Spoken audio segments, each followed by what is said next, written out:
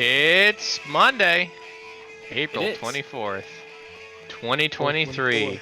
This is the never nominated, never award-winning podcast, Yolo Braintrust, broadcasting live from the heartland of America, 5880 State Route 67, Florence, Colorado.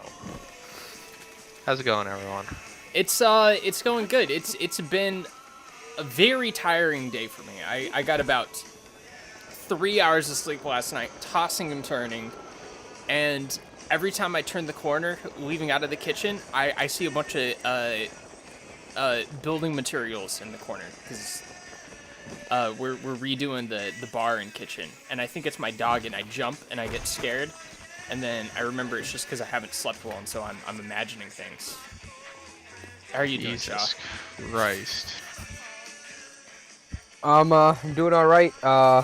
Living life like a regular, fancy schmancy fella. Yeah.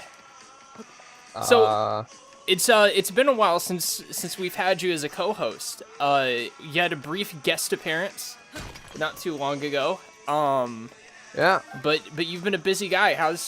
You've been keeping it hanging? You've been staying on the grind? I have close to 40 hours a week. Good. Full-time college student, and you got family businesses to deal with. So, doing a lot. Been doing a lot. My spring break wasn't really a break. I was stuck working, but that's the name of the game. Break. Yolo Braintrust, and now I'm back to podcasting. You know, some. Now you're starting your other job. And this is, ladies and gentlemen, this is going to be the one that really pays off. Yeah, this is going to be the one that pays off. Never stop podcasting. Never stop Ladies and gentlemen of the jury, I'm still skeptical. Still skeptical About what? About anyone's going to watch this. Have you seen? First of all, we've got 100 viewers on on D Live right now. We've got 100 viewers on D Live. on D Live, Oh, yeah. D Live. Are we actually on D Live? And they're all just spamming slurs, but they're having a good time. What about Von Live? That's where the real viewers I was gonna show say up. that one, but I felt like that one would be a little too little too out there.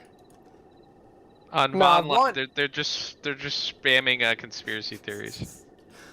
Me and Bobby have had stints on Vaughn Live, and we can tell you it's not the best place if you want to meet intelligent folks. It is a great place if you want to spam slurs, though. If you want what?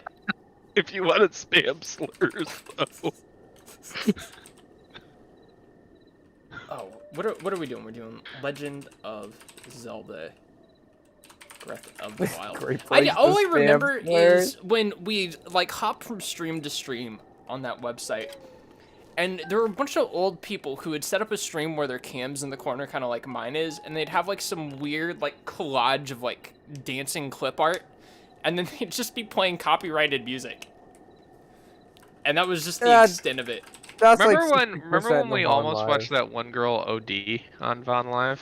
I remember her name, dude. Her camera was it was a the fisheye, like a tapes or something. It was 3 pixel. Yeah. I thought you were gonna say the Zapruder tape. I mean, honestly, the Zapruder tape is probably higher quality. Yeah. For anyone who might be seeing this, it looks like she was recording it out of a peephole, on your front door. It looked like she had. It was like POV, you're the food in the microwave. Alright, I had a pick. It was orange too, so orange. Alright, so here's what her camera looked like for anyone that wondered it. So I sent it in the Discord. Oh my god. Yes, dude. How are you gonna post this with not being TOS? You have to crop it when you put it on the clip. Yeah. I think that was she was also look at the background of that. That is disgusting, man. Yeah. I think she was on something too. And then all of a sudden we thought she died from an OD, and she's like nodding off, and people kept spamming stuff, and then she like circling, be like Trump. Yeah, I forgot about that. Yeah, she was like super racist too, and I remember like she And we wasn't just be really like, mad at you're us. voting for Biden, and she gets so mad. She was just like, "Argh." I say us. I don't know. She was mad at the people in the chat. No, you're indicted in this, guilty by And- association. And she like got her boyfriend. She like called him on the phone, and then he just started yelling at the names of the. Oh, I just bit. Oh, I bit the inside of my mouth. And she started. Her boyfriend started yelling at the people in the chat. Yeah. She's a greaseball. I watched her again, like within the span of like maybe 3 months or something, and it was just her spamming the N-word. Like literal Wait, hard R N-word. Just Still out there? Yeah, streaming? There's it's a worse regular now. Mark Pyers over there Dude, no, streaming constantly. it's so much worse now. So it's inverted and it's like 8 pixels. It's genuinely It's gotten worse. it's gotten so much worse than it is now. What is even the incentive structure? And for the people, who can't see this, I just want to describe it. It's like dirty yellow. Like Okay. the camera Think is of- like a dirty think of- yellow. Yeah. Think of I'm trying to think. So think of like the trashiest girl at the bar, in the world, and then you throw some bunny ears on that, and she's showing a lot of cleavage, and she's just kind of tilted over on her desk, eyes closed, either like we were saying, passed out, drunk or something, and behind her is just a bed with more clothing than you think that you would own, and then on the other side is just trash and beer cans. Yeah, Let me see if she's on again. I wanna see don't if she's like on. I honestly don't know how close I even want to get to that. You feel like you're getting bed bugs just from looking at the photo. Yeah, well, it puts you kind of in a depressing place too. For being honest, I think I already said this, but I just don't understand what is the incentive structure in going on a website like this and doing this in front of like 3 people, typically with like no cohesion, and you're not really even there. Oh, you really saved it there, because I almost was just like, you're describing this podcast, but then you're like, yeah, but instead you're drunk. Okay, honestly, if she did clips like we did clips, like she could size up her viewer base pretty quickly. She could actually probably bring traffic to the website. Yeah, but nobody watches the actual podcast. Like, they only watch the clips. Well, that's what people do on TikTok now. Is they set up fake podcast studios. Exactly. And then they do clips. How do you get the master cycle again? There is a 5th divine beast after you do the 4th one. It's part of the DLC. Oh, that's right. I didn't buy the DLC. She said that account is retired now. Well, it's probably for the better. So. Yeah. Fucking retired like a. Maybe she got the one where you athlete. actually spelled the word correctly. No, I don't know. I know there was like a kiwi farms for her too. I bet you That's the not only good. word that she knows how to spell accurately is MDMA. Man. People are out there, and they're just living their best lives, That's nobody's best life. Oh man, my history is screwed up now. Like on your computer? Yeah. I thought you meant like your sense of history, of like historical events. No, and I gotta clear it because it's bad. It's gonna like screw up my. Okay, remove that. So Yeah, unfortunately, he's still a virgin. Yeah. You have a chance. So why don't you shoot your shot? Yeah, no, I am. How's it going? How's it hanging? The Monkey Asylum. That's what it's. That's I what would it's like to called. shoot my shot. Okay, well, this is your opportunity. What do you have to Do say? it. What do you mean? Shoot it. Look at the chat. We have chatters. Oh, hold up. I haven't even opened up the stream yet. Yeah, that's right. I told you we've got 100 viewers in D Live. We've got another 50 Well, on if you're Vaughn shy, Live. you're not getting diddly squat, my guy. You're not getting you have diddly to show squat. confidence. I would like to shoot my shot. I'm so shy. You looks like you got one cooling effect. Fucking. So, Well, Food. I was trying to avoid having to go anywhere where. so Cooling so stuff B, happens. we were talking about Paradise, and now she's the most beautiful girl in the world. Do you have anything to comment? That's who you should shoot your shot to. Paradise. Yeah, I was gonna say that. No, he there's. wants to- I'm surprised that all of us in this conversation recognize the name. You know, there's no way that he remembers it. No, he does. No. Yeah, he from does. Vaughn Live. Remember the Vaughn Live when we troll Vaughn Live with Richard? Remember when Richard did the fucking Omegle thing and it was like all dicks? Did he do this on Vaughn Live? No, he did like he recorded it. He didn't do it streaming because he knew he couldn't. And Yeah. I literally completely forget about the fucking ice thing. And he because he couldn't do it on streaming. So he did this 30-minute like recording of him like going to different like what's it called? It's like different was he filming it from prison? I don't know. This was separate from a stream. But it was like he did 30 minutes of him like on Omegle, Oh, it like could've yeah, been, like, probably a doing like test oh I'm thing in with the prison set. or something. Yeah. And he had to edit it down. It was like 11 minutes of usable footage. Like 2/3 of it was just dicks. So where did he eventually put this? I think I don't even think he posted it. I think he just put it on No, the. archive 100% because I remember seeing it and I took a couple of screenshots and I'd randomly Oh, send shit. them. And no one I would have know the it. archive downloaded. Let me take a look at this.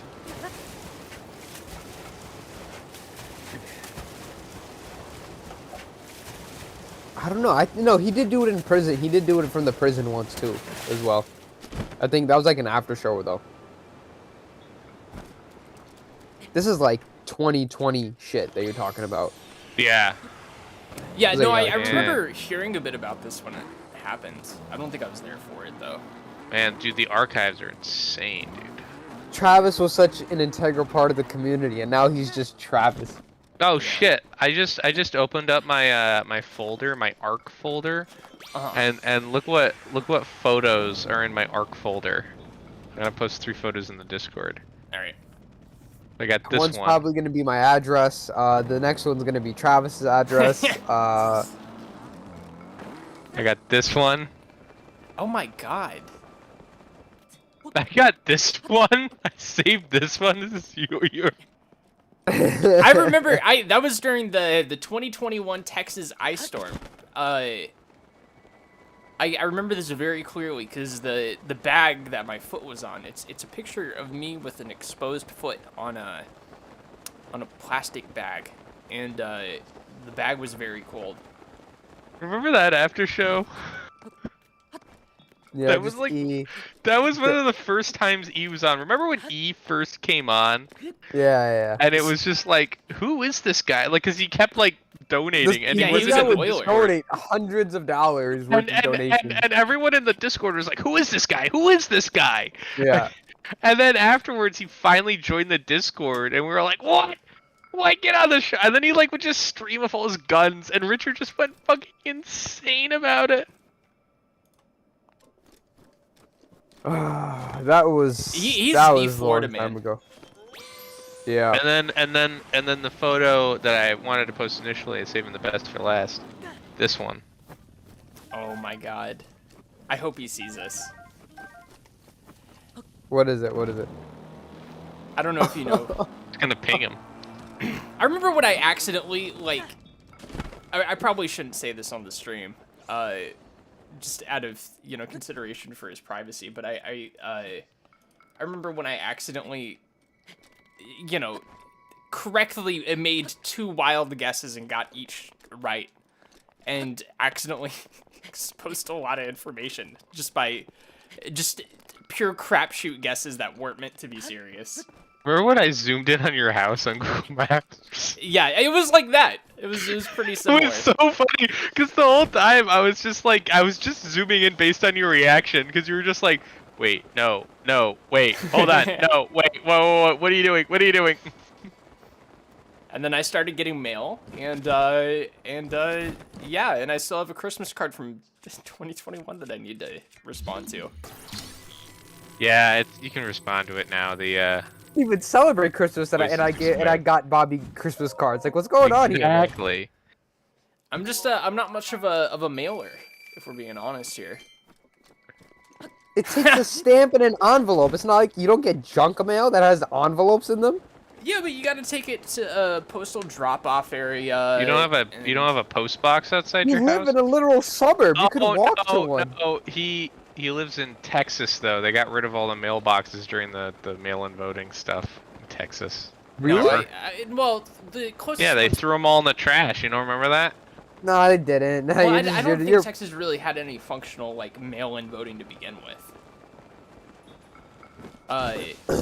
Which is ironic, because that's a thing that's being claimed whenever they're writing election bills in the state, but it wasn't really a thing at all. What, mail-in voting? Yeah, in Texas. Yeah, okay, it's not really a thing at all. Yeah, talk to the one guy that mail-in votes when he could just go on election day Texas like everyone counties else. will be allowed only one drop-off location for mail-in ballots. State Supreme Court rules. But that doesn't get rid of the little blue post office boxes that everyone uses to But no, send I back think to it was Netflix only for DVDs, old okay? people. I think you had to I be, use it all the 65 or older. time. You have to send letters and checks in the mail, dude. Like, what do you mean you've never used one? Wait, what? No, I've used mailboxes before, just not I don't have to use them very often. Exactly. So just bike over to your local mailbox and then call it a I day. could bike to it. Yeah, let me just bike on the highway. How is your local mailbox that far away? Well, it's just everything's connected by highway. Everything is a Yeah, highway. But you live in a suburb. I was making a joke. Yeah, and like, everything is a highway. You actually don't have you live your front door is the interstate. Listen, Do you I live don't on want to a... say too much here, but I mean that's a pretty common factor in just about any place I've lived at in my life. Yeah, that's like Route 55 in Fairfield, Colorado is just no mailboxes. yeah. So you're saying that actually the end of your street doesn't even have a mailbox. Like there's no blue box. Is that a thing? I've never even heard of that. Is that a thing people I was have? making a joke, but yeah, there's literally a blue mailbox right outside my apartment. Well, apartments so- are different. I think No. This is for the whole area to use. My grandmother's house. My grandmother lived in a single-family house in the suburbs, and outside her house was a blue mailbox. And we actually got pissed at. We wrote them a letter when they were trying to take it away. So, when it comes to me at least, my blue mailbox isn't down the road. No, isn't at the end of my block by any means, but like a 5-minute walk, you could get to it and stick your letter and then go back. Yeah. So. Yeah, I don't know can what's say going on. comfortably that there is no way I'm gonna get to one without from a bike. We'll say that is an impossibility. I don't actually know where the one. Oh, growing up, there was a strip mall across the street from my house, or down the street from my house. So I, You know what? Let's there. go back to Travis's address and let's start Google Earthing around, and we'll find one No, for let's him. let's not do it. We could do it after, but let's not not do it on. Let's do it on No, stream. I'm doing it on stream. No, because I can always. Hold on, you fucking idiot! You fucking I'm not gonna say that word. You fucking dumbass! You fucking schmuck! You found little, it, didn't you? You little dork! You absolute scrub. You know what you're doing wrong? Uh-huh. See, so look outside your window right now. Uh-huh. See, I You don't see like how- this. This is the geoguessers are gonna figure Shut it up, out. shut up. There's no geoguesser that's There's gonna know no the because entire you're not United streaming. We're States. not gonna be all right. Look outside your window. You see all the other houses around you. Yeah. You see how their mailboxes are standalone. Yeah. And look at your mailbox. You see how it's like cased in this pillar. Oh, okay. No, that's actually like no. Don't. I don't like where this is going. Listen. You know what you fucking did when you did that? You got rid of the little red flag on Well, those that was never. mailboxes. I didn't. I wasn't the one At who the did end this. of at the end of your driveway, all the other mailboxes have these little red flags. You put the outgoing mail in, and you flip the flag up, and then the mailman knows that the mail inside the mailbox is for outgoing, Uh-huh. and he takes it away. But you had to be all fancy with your mailbox, and now you got rid of that wasn't feature. me. I mean, you're acting like I have any sort of like Okay, was first of you, all, I didn't know alright? it worked that way because I used to try to do that at old houses as a kid, and they wouldn't take the mail. I just thought that was like I thought that was like an antiquated thing. I thought that's something they did away with. Well, you gotta have better postmen. The one we have now is pretty nice. I like him. He's a good guy. He Well, wears then you can waves. when he comes up to the door, when he walks up to the door, you go up to him and you say, "Hey, can you mail this, please?" But I don't want to tip him. We don't tip. Gee, certified America moment. You don't tip him. You just give him the mail. It's his job. I tipped the dumpster driver $10 the other day. A dumpster truck driver. Do you have him take some illicit trash? No, so it was Eid day, right? And we were at my Oh, mosque. well, you have to tip people on Eid. No, so like here's the thing, right? The issue was like Is our it like driveway's the driveway's small, and he had to wait like 10 minutes because the prayer started, Uh-huh. right? So he was sitting there for like 15 minutes waiting for the prayer to get done, and the guys whose cars were there to like move them out. Yeah. And he was like super cool about it. He was like, "Yeah, guys, don't worry, I'm here." And then we had like 2 months worth of trash that was just never taken, so it was just sitting there. So he'd pick it up, throw it in the truck, put it back down with the prongs still in it, give us 5 minutes to put more trash in it, do it again. He did way more than he needed to do. You know what I mean? Yeah. Because he could have just came and said, "Oh, it's overflowed. I'm gonna go to my next pickup." You know, Yeah. like I can't do it. But he decided to stay and he decided to do it. So I'm like, "Hey, man, guy did good. I tipped him $10. He said no. But I'm like, "Nah, bro. Appreciate you helping out." And he went on his merry way. But tipping Sorry. is good. Sorry, I just saw something very funny. Mm-hmm. There's a guy with a big American flag. He's mowing his lawn. Big American flag attached to the back of his truck. Next Yeah. door, very modest house with a Beto for Senate poster out front. Okay, dude, stop. Like, you're gonna make me stop the whole thing, and we're gonna have to start from the top. All right? Everyone knows you live in Texas. Yeah, but Alright. hey, just not in the context of my house, Well, right? Beto's like a statewide Beto's a thing. cock. He's not like somebody who's just in Houston, all right? Beto's a cock.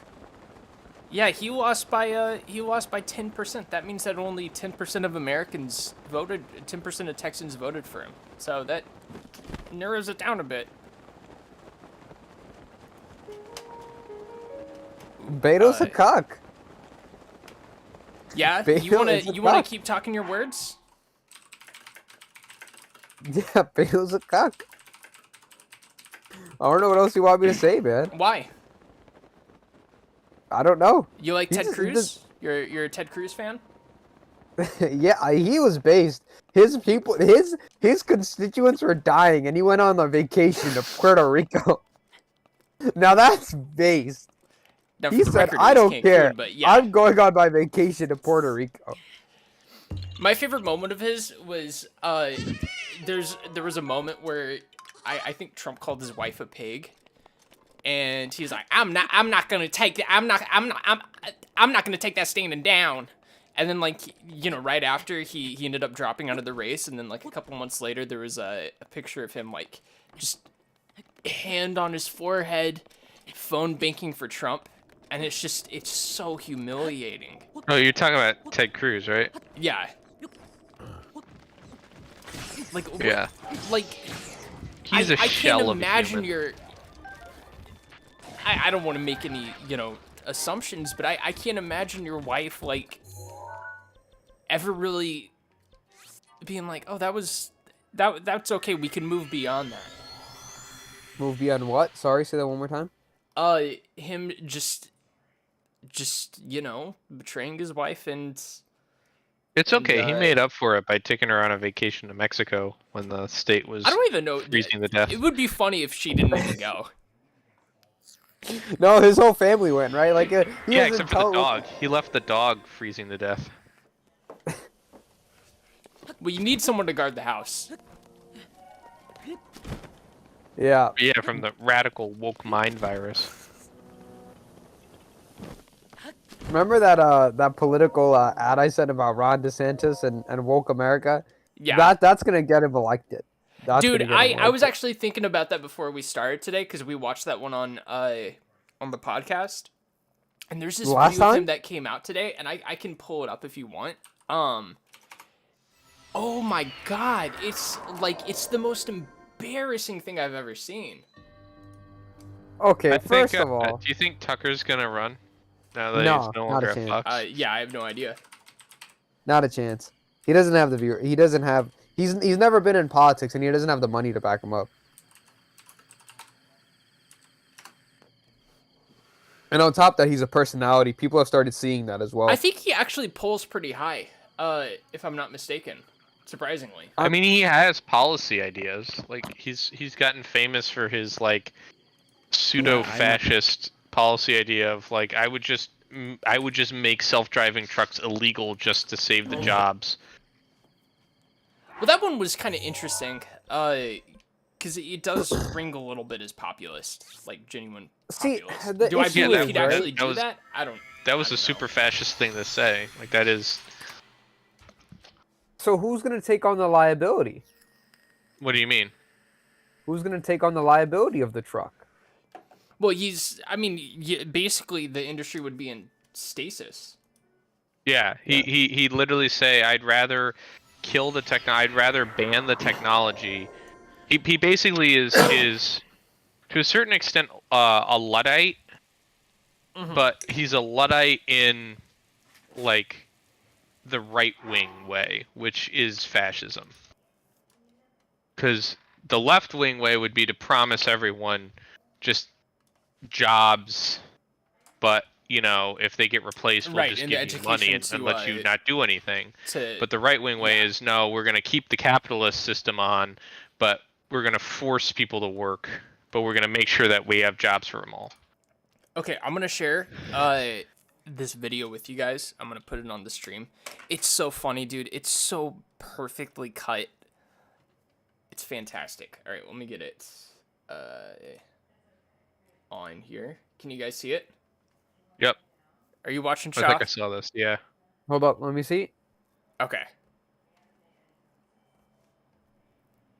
Yeah, watch this when you post this in the Discord. All right, you on, Shaw? Give me 1 second. Sorry, Right. I'm only on one MacBook, not on 3 today. All right, let's go. Boom. All right, let's go. Governor, polls show you falling behind Trump. So thoughts on that?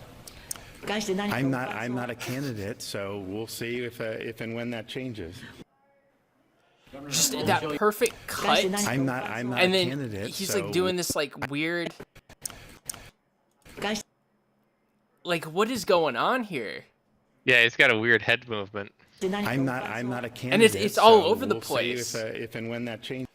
Like, whoever cut this did him really dirty, but it's really funny. That's that CNN. That's that woke left mind virus. Yeah, you're right. That's It's the. CNN. I mean, it is CNN. It is his opposition. I don't know. I think Trump said something to the effect of, and I think I'm pretty close to the actual quote, but I could be wrong. But I think Trump said today that Ron DeSantis needs to undergo an emergency personality transplant quick. And that was his response to it. So, Scott. Yeah. Say a potential presidential frontrunner came to you, and they're like, I need to be as Sigma as possible because everyone likes a Sigma. Everyone wants to see a man on the grind. Do you have any advice you'd give them? Just campaign more. Be in Florida, North Carolina, Atlanta. Go to visit all those cities in a 3-hour period, and to be as Sigma as possible. So just show up and leave? No, show up, give your speech, so you show up, get out of your private plane to a red carpet and a podium, talk for 30 minutes, get back in your plane, and then fly more. And then at the end, at the last speech, you say, I did this all day just to emit as much CO2 as possible to show that the woke mob will not take me over. Also, I like how all of the spots that Shaw said, he said what, Atlanta, Georgia, North places Carolina. in South Carolina, Florida. They're all in the American South. You know what? 2 states he didn't mention. Florida and Texas. Nope. Yeah, you're forgetting. Both of you guys have gotten your campaign advice straight out of the Hillary Clinton playbook. You gotta go to Minnesota and you gotta go to Wisconsin, alright? Oh, well, I think the assumption's here that it's like Alright, so first of all, I only understood how elections worked like 4 years ago. Okay? So I'm still understanding swing states. Still sounds like you're doing better than Hillary Clinton did. I'm still understanding swing states and those states that are just like crazily underrepresented when it comes to elections. So I was just naming states off the top of my head. So yeah. I'm not some expert. The point is, emit as much CO2 as possible. Emit as much CO2 as possible and point it out. So yeah, I'm not like Taylor Swift. I'm not doing this for money. I'm doing it for the people. I'm doing it for you. And the glow's not getting warmer. It's seasons. In fact, if it did get warmer, it's good. I like my plants. I want them to be bigger. Dude, I nailed this guy. I fucking dug my motorcycle right up his crotch. And it bounced me back. I like how you're fucking min-maxing right now. You're like, I gotta go into the option like pause hacking, like, oh, I gotta make sure I equip the right sword, and then halfway through the strike, you're like, oh, gotta switch swords now. Oh no, it was because I forgot I didn't have the Master Sword equipped. Because I had to reset it. Here's a fun fact, for anyone who plays Breath of the Wild, including you, is Oh yeah, that is a fun fact. yeah, well, so the fun fact is, once you get the Master Sword, it runs out of energy, and then you have to put it away for a bit. However, hold on, I got a little bit of an itch here. However, if you have the DLC, you can go and place it in the pedestal, and start the trial thing. It's called like the Master Sword Trials, and it resets your Master Sword to full energy. You have to do it before it breaks, though. And then once you get in that, you can just teleport out, and it's at full energy again, so you can effectively have it forever. But you have to fish it back out of your inventory, and that's what I was doing there. Well, I don't have the DLC, so there. Why don't you? Because I'm not a sheeple who just buys things. Yeah, you buy them on credit cards. So did Scott's argument about being a video gaming soy boy beta cuck, did that hit you? No, God no. I'm gonna buy. I'm gonna day one buy fucking Tears of the Kingdom. Are you kidding me? On credit. On credit, hell yeah, on credit. You should buy the OLED Switch with it too. I'm not buying the OLED Switch. I already have a Switch. Yeah, but why are you so aggressive? That's so aggressive. I'm not. Yeah, he sounds like he's in a rush. Dude's a run. He's time maxing the podcast. Trying to get as many words in as possible. I'm having a real New York moment here, right? Like, Yeah. So Get out of my face with it. Since we're already on this topic, folks, someone, a fan of the show and potential future co-host, reached out to us, and he said, "Hey, we noticed something a little odd." Yeah, and it has to do with Nintendo and Tears of the Kingdom. All right, and what I'm about to say, And my balls.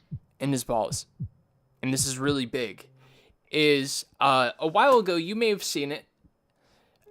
We did a short, and people enjoyed the short. It was called "You Can Do What" in Tears of the Kingdom, and we were just we're having a good old time. We're freaking out soy over all facing. the. All right. Let's not sugarcoat this. All right, we were soying hard. All right, at least I was. Yeah. We were enjoying ourselves. It was a big deal. The gameplay trailer for Tears of the Kingdom just came out, and there's a lot of good stuff in there. And even thinking about it, it's turning me into a kid on Christmas. But is something funny about that? I'm laughing at the. I'm laughing at Gen Shot. My bad. Interesting. Well, let me just cut to the chase here. Let's cut to the chase. A little commercial came out, all right, and it seems like viewers of the podcast may also be working at Nintendo's, whoever Nintendo hires to do their marketing. That's right. Because a commercial came out, and the commercial is entitled "You Can Do What?" Tears of the Kingdom. Yeah, close to that.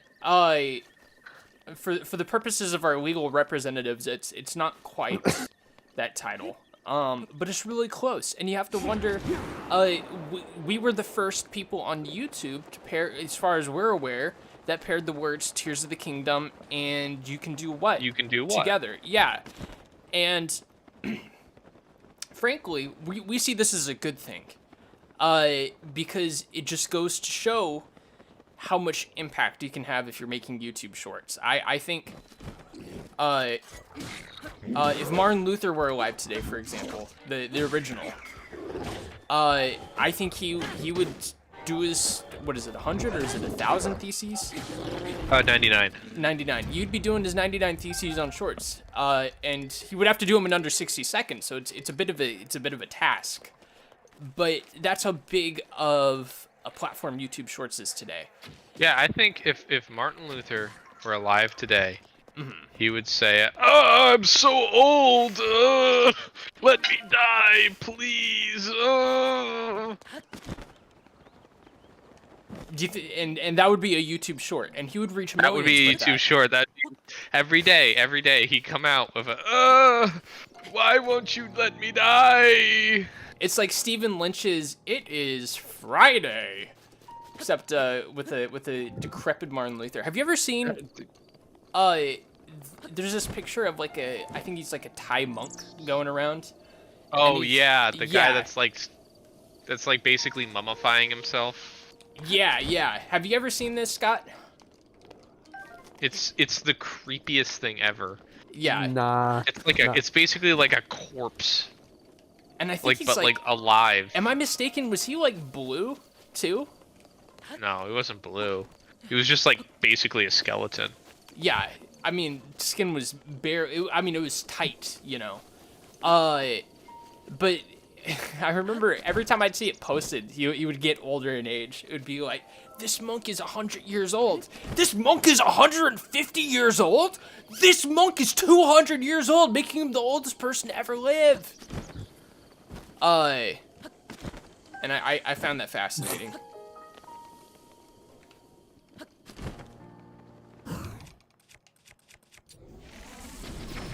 Sorry, I just saw a message where someone said, "How do I turn off Coxalock?" But they were all capital letters. That they misspelled caps, and I thought it was really funny. I don't think he misspelled at all. Yeah, that seems like You're gonna run out like a of bit of an stamina there, buddy. innuendo for a target audience. Damn, you just obliterated that guy. Yeah. I wish Well, our target audience is tired of listening to Zelda. There's no news that happened the entire segment. You guys are just bickering. Well, Just actually, bickering, well then bickering. what the fuck were we just talking about? Where Nintendo is You know, obviously... I'm so fucking sick of you ragging on us, alright, about our video games, alright? Video games are important, alright? Video games shape people, okay? They help. Yeah, they make them fat. make them big. That's how they shape them. That's not funny! Alright, it's not funny! Look at me! Alright, I'm almost underweight for my height. And I play video games, I play a lot of them. Real Joker moment. Look at me. Look at me. Yeah. And I'm only obese, alright? I'm not severely obese, alright? I'm only just regular obese. It's like if you're gonna be obese, he's in the good range. Yeah. Just a little bit. Not too much high blood pressure yet, you know? No, I don't have high blood pressure, but you're making me. You're gonna. If you keep ragging on Zelda, all right. If you keep ragging on video games, maybe I'll get a little high blood pressure. You know. And you know what? Let's be honest. The Scott fans are dying out. You know, they always say when I get messages all the time. They say, "When's the next Sigma moment? When are you gonna fucking shove those little gamer boys' heads in the toilet and flush it?" You know, they're pussies, they're nerds, but you never give them what they want. So obviously we end up we are winning over the Zelda audience in return.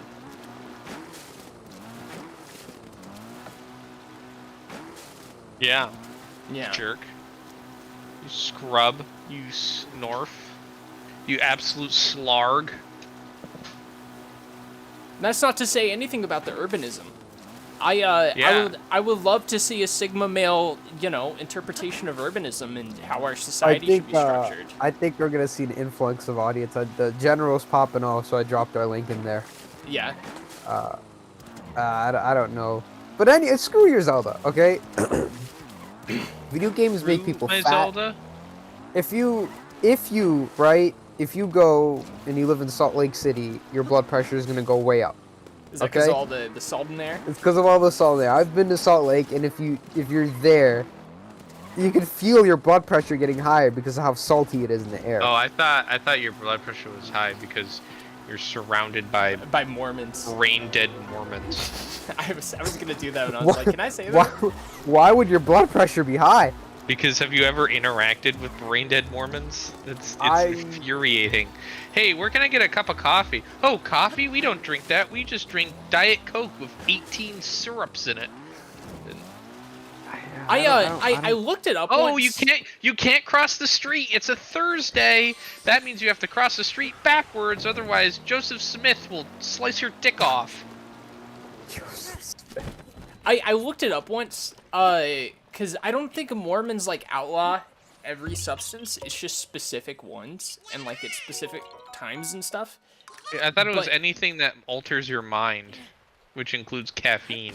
Look it up real quick. Because that would negate what I was about to say. If that's true. It's similar in Islam, but I think it's meant to like alter your state of mind to where you lose consciousness. You know what I mean? So it's like if it physically alters your state of mind where you lose. Okay, here we go. You mean like you're gonna black out? Yeah. So we have it's called the Words of Wisdom. They call it WoW. Yeah, it's the common name of an 1833 section of Doctrine and Covenants. A book considered, you know. Wait, hold up. So who wrote this? Brigham Young or Joseph Smith? Probably Joseph Smith. All right. And it says marijuana was banned by the LDS Church in August 1915. In 2019, the church clarified in New Era that medical marijuana should only be used, quote, under the care of competent physician. Members should not use any substance that contains illegal drugs, nor should members use harmful or habit-forming substances except under the care of a competent physician. So I guess caffeine is habit-forming. Oh, here we are. Cola and other caffeinated beverages. A long-standing issue among members of the LDS Church is whether it is permissible to ingest drinks containing caffeine that are not tea or coffee. In 1918, Frederick J. Pack, a Mormon professor at University of Utah, published an article in an official church magazine in which he reasons that because Coca-Cola contained caffeine, which is present in tea and coffee, Mormons should abstain from Coca-Cola in the same way they abstain from the words of wisdom, hot drinks. Since Pack's article... Oh my god, there's fucking hot drinks too. They're not allowed to... So yeah, so LDS prohibits tea and coffee as interpreted from the mention of hot drinks in the scripture. So hot drinks is clarified. You're not allowed to drink anything hot. I'm not gonna go through all this, but basically... It's a soup? What about soup? Can you not have soup? Do you count as a drink or the food? official interpretation of hot drinks in the words of wisdom statement, hot drinks means tea and coffee. That's what it means. So can you have hot cocoa? I don't know. I'm not a Mormon. Well, cocoa has caffeine in it, so that automatically negate it. Yeah. Damn. Dude, what do you do for fun over there? You do soaking. Have you ever heard of soaking? I have heard of soaking. What is soaking? Sorry. So soaking. So you're not allowed to have sex. The only sex you're allowed to have in Mormonism is once you're married. A man is allowed to have penetrative vaginal sex with a woman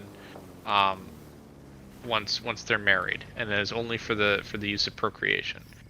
So, because they're so devout, but they're still horny, basically the idea, like the way they define sex is like it's like the motion of the ocean is what makes it sex.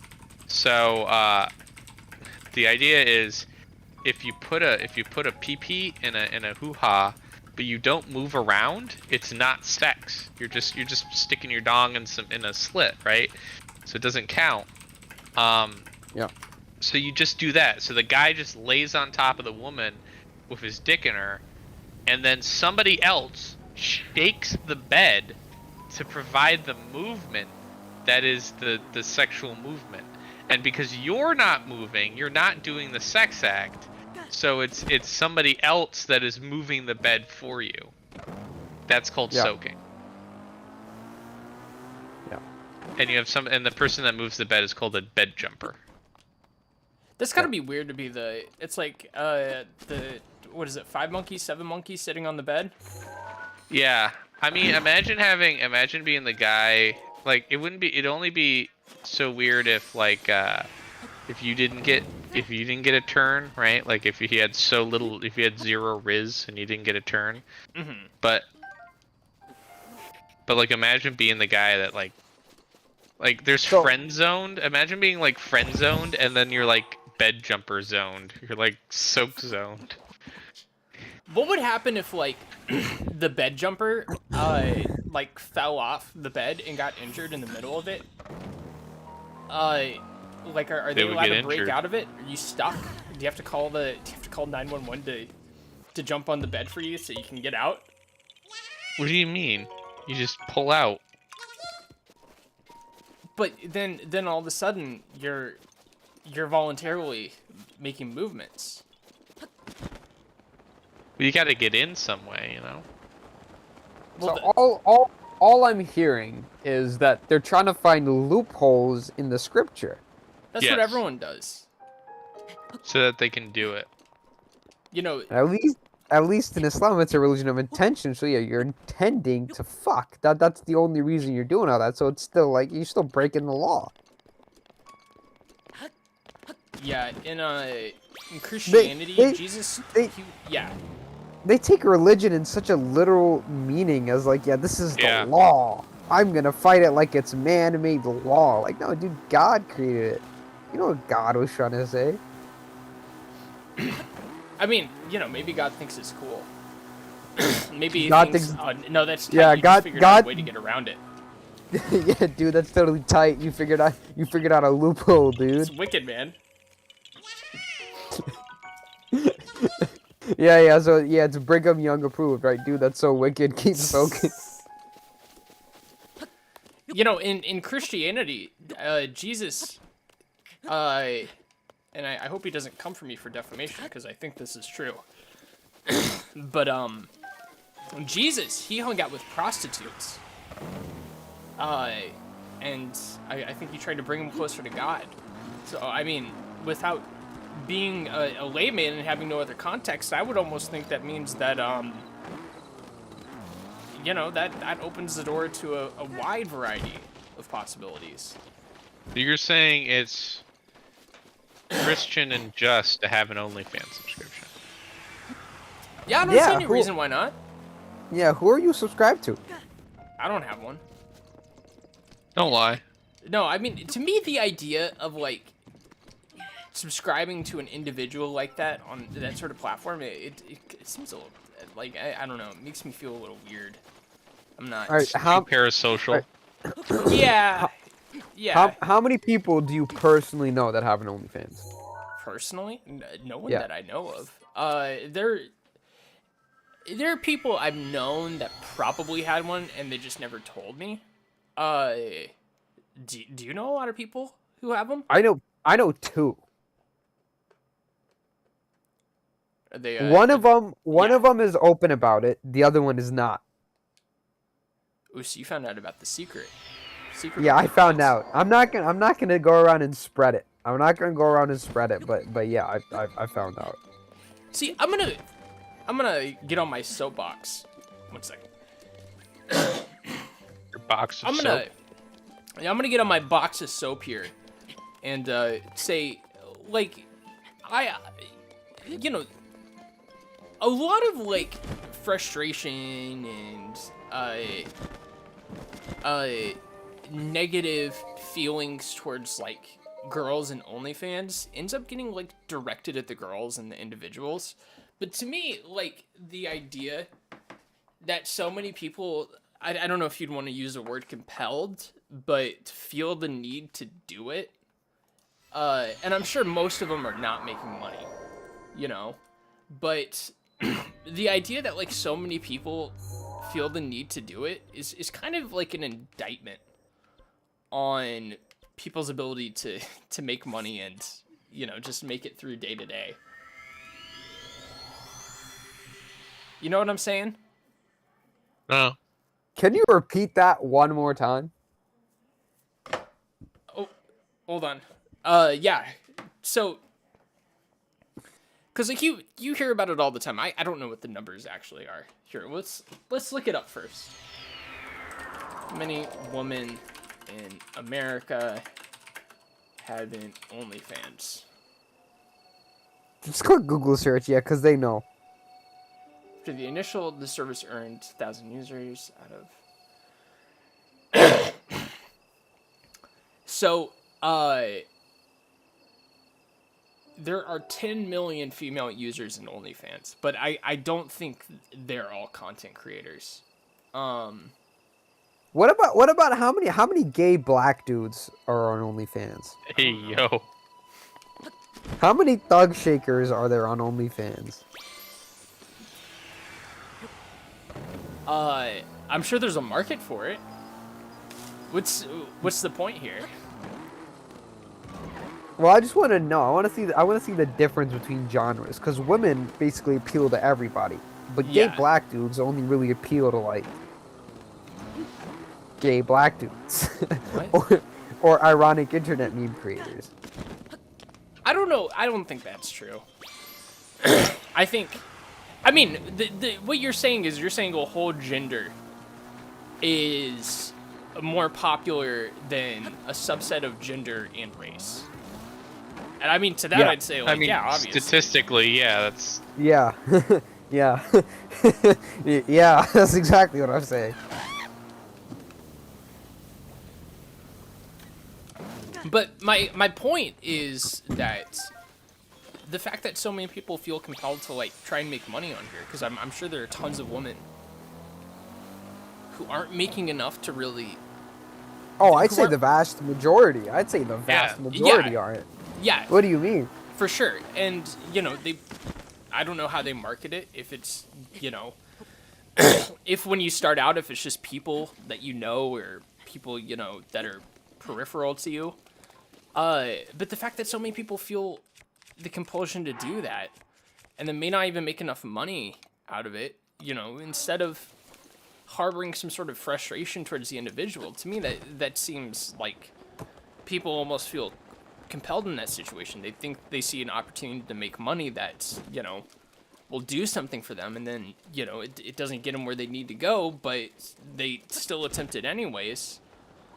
Well, there are hundreds of opportunities to make money. People just choose the easiest route, and one of them is being to have sex on camera. It's not hard, especially as a woman, to have sex on camera. Oh, now we're getting into the real Sigma male content. This is what I'm here for. It's not hard I would disagree. to do that. Because I mean, you know, let's say the market isn't the way it is, and males were more in demand. You know, we can just say straight men. I mean, how would you feel about going into it, you know? I personally think I would feel... I wouldn't go into it. I'd be really nervous. I wouldn't. I wouldn't do it. I wouldn't. I don't feel comfortable putting my body on the internet. Exactly. Well, there you go. That's not that easy, is it? It's a very... If it was super easy, if it was that easy, then you'd be fine with it. Okay. Here's the caveat to that, you right? Stasis and then slam. Here's the caveat to that. Oh, yeah, you're right. It boils down to if you're gonna put personally identifiable information online. Mm-hmm. Meaning, so like if you show your face, or you show the areas in which stuff is happening, or even if the sound waves from the electrical wires outside your home that are embedded in the audio that you take are able to be tracked to figure out how many gigahertz there's going on, and they'll be able to track your electrical provider. Because that's how the FBI does it. That's how they figure that out. Unless you soundproof your entire area, which probably isn't that hard either. It's like a couple $100 in foam. Opportunity cost. And then you just make videos of yourself cranking it, right? Mm-hmm. You don't show your face, and you have a hand in there. There are 8 billion people on this planet. A hand won't... Or wear a glove, even. You know, wear a glove so they can't see the veins and then track you. The FBI can't see your veins and track you, right? Use a phone that's not registered to you. Use an email address that's registered offshore to an LLC held by a holding company that you paid to hold that company for you, right? Make it untraceable, basically, for the normal person, unless they have connections into the FBI or CIA, right? If I was paid $1 million a year to just put videos of me cranking it, right? And it's guaranteed that it's never find out that it's me. Yeah, I'd do it. Well, yeah, that's a big caveat, though. That's like not something that most people. All right. Now, would you do it for $20? No. What if you didn't know? What if there was the shot of you making you know, $100,000 a month versus 5? Nah, I just wouldn't do it. Well, yeah, exactly, because there's a You're lot not of getting on vulnerability. fast enough. You gotta get on like way faster. No, I'm getting on it. It's just No, but you're not getting on it right. You're like standing on the edge of it, and it slides past. You gotta get on the front of it. Oh, hold on. Give me a second here. All right. Regardless, Oh. so the point comes down to this, right? The internet pornography is bad. It's not a good thing for society. Okay. Why not? But it's gonna be produced. It's gonna be this. It's gonna be that. Why is it bad? It's just bad. It's not good. Why is it bad? What makes it bad? Do I have to pull up the studies online that show why it's bad? Yeah, source.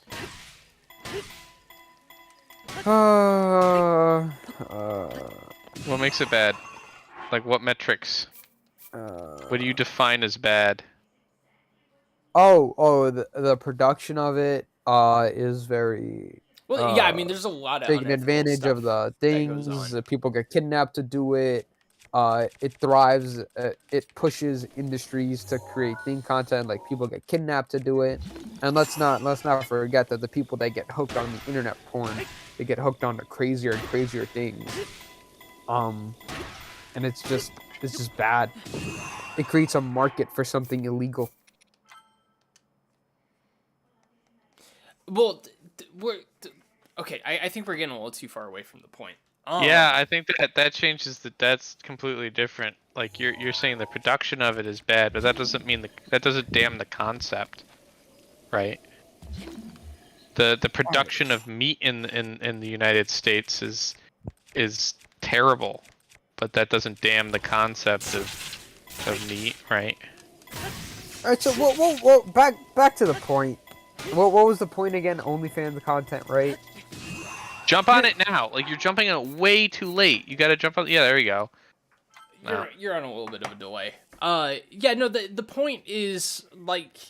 So we're talking about this in respect to like is the problem an income problem or is it with the individual? And I'm saying my point that I'm trying to get you to it's an individual problem because you gotta understand. Is you gotta that know most people are not comfortable putting their bodies out there. It's very vulnerable, and it's going to require some set of circumstances to occur for them to go out and do that. you gotta understand your market and you gotta understand your attractiveness jump on now. on a scale. A lot of people overestimate their attractiveness in society. So you'll get people that are holy shit. I don't think you can climb on that. Just move it out of the way and then pick up the stone underneath it and get the fucking Korok seed. I'm trying to be a Sigma male, and then you guys are sitting here talking to Soy Boy over some dumb rock. Blathering back. on and I'm on listening. about how you're so fucking cucked that you won't even watch some porn and rub one out. You're like perma virgin, man. Point is, right? You gotta understand your You market. have no point. A lot of these women don't understand their market. They Pick think up the fucking rock. They think they're 10 out of 10s, but they're not. And then they go in thinking, I'm going to be a millionaire. I'm going to put in zero effort, you know. And then when they fail, all that stuff is on the internet forever now. And then some soy boy has downloaded it and already put it up on Reddit saying leak. To put it up on 4chan. I agree with you there. That is a beta maxing blue pilled soy boy.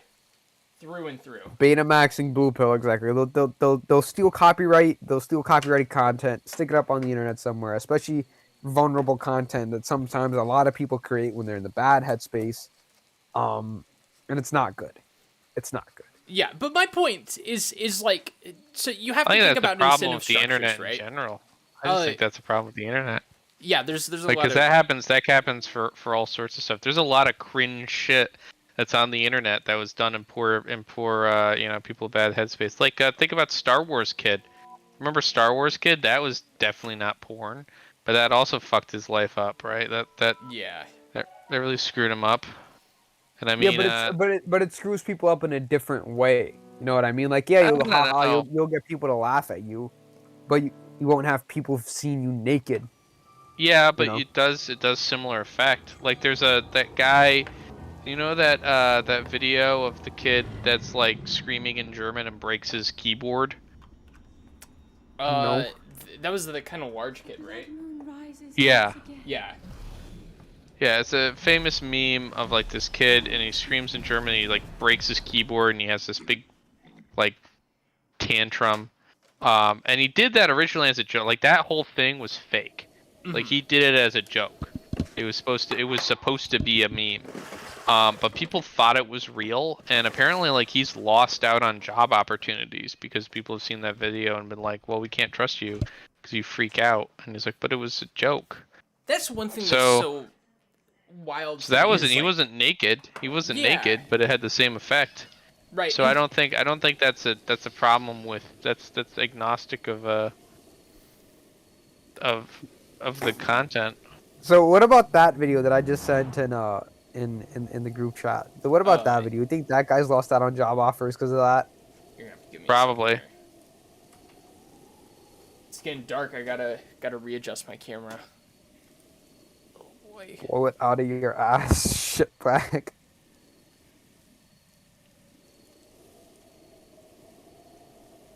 My camera's lagging a little bit. Testing. Testing. It's a little slow, but what you gonna do about it? Let's take a look here. It reminds me of the Tourette's guy. That's an old classic. But the Tourette's guy was was I think genuinely like screwed up in the head. Well, I Tourette's mean, guy was also Tourette's. fake. Tourette's guy was also fake. No, I remember hearing people say. Come on. I remember people saying that he was fake, but I don't think I think he you're actually over was. you're over hitting it. Yeah, maybe you're right. I'll try doing it less. But the point I'm trying to make, and I think you're, in the context of other things, you're kind of agreeing with it. Is that people think about things. I mean, it's it's an obvious thing. You think about things in terms of risk versus reward, right? And the risk is having your body on the internet forever, your naked body on the internet forever for an income.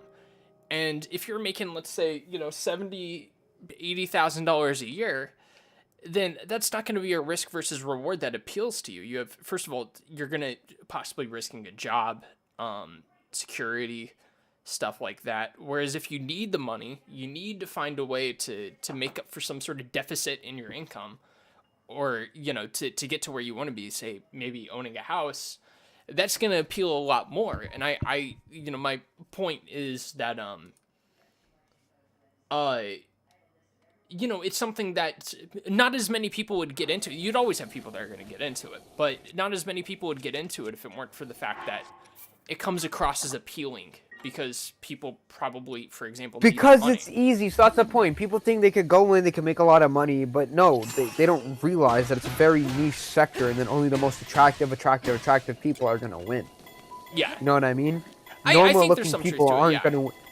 Normal And also you looking have to do all people. the stuff that you're saying you have to do, Shaw, with the LLC and the phone and the No, FBI but they don't do that. and But they don't do that. But they Faraday don't do Yeah, that. cage. dude, that But part they don't was do that. wild. But they don't do that. Exactly, that. and so That's they're how not they get- doing it right. So that otherwise, Yeah. they'd make all the money.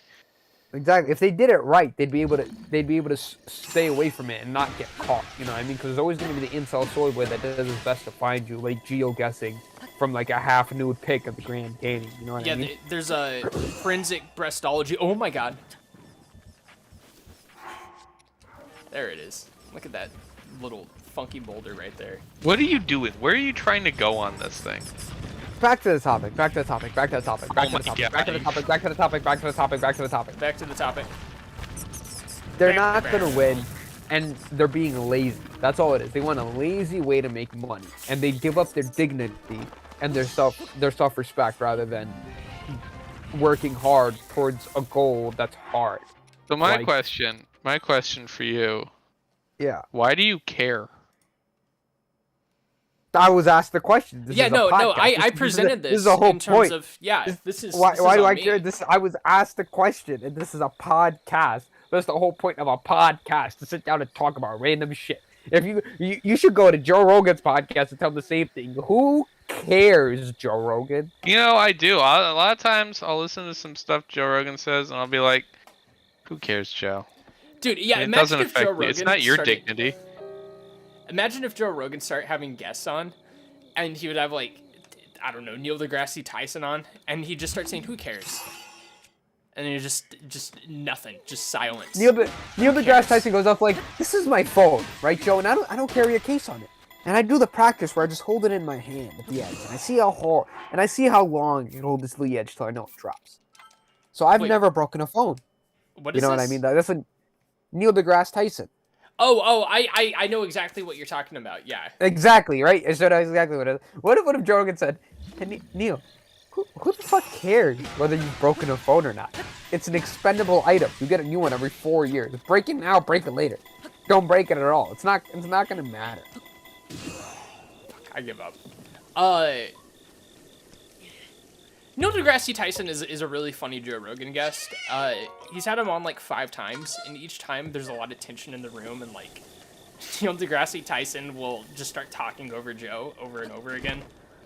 And then anywhere that talks about Joe Rogan will start talking about how rude of a guest Neil deGrasse Tyson is.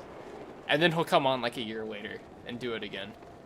I think it's super funny. My favorite clip is actually him on Theo Von, where Theo Von is just like, "Is space gay?" And Neil deGrasse Tyson's like, "Well, everything's on a spectrum." And he's like, "So space is bi then?" It's pretty woke. I didn't know Theo Von went woke. Yeah, Theo Von went woke. Theo Von is woke. I mean, that mullet, having mullets is a little, it's a little woke, to say the least. I don't have a mullet, so I'm allowed to have this opinion. I saw a kid with a mullet. He was like 7 years old. Like in 10 real years life? old, he had a mullet. Yeah, I was at a lacrosse game the other night. Oh, lacrosse like breeds mullet kids. There was a kid with a mullet, yeah. I don't know if I've ever seen I don't know if I've ever seen a lacrosse player without a mullet, if I'm being honest. This is not a player. This is just a kid watching the game. Well, he's a future at the player. arena. Yeah, he is a future lacrosse player. At the arena. So, I got something set up in the background here that I think would be of great use to any young folk that find their way into our stream, or see a clip, and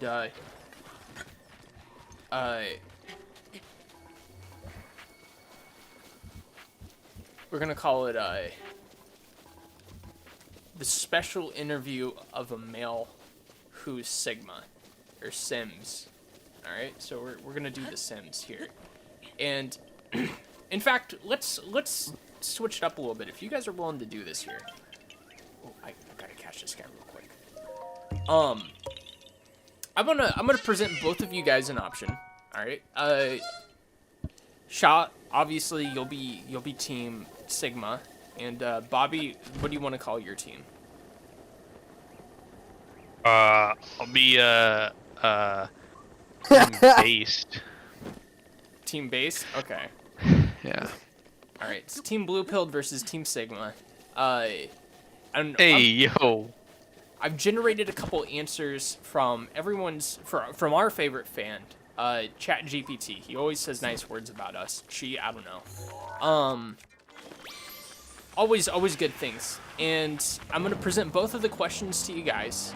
I'm going to give each of you an opportunity to answer it independently.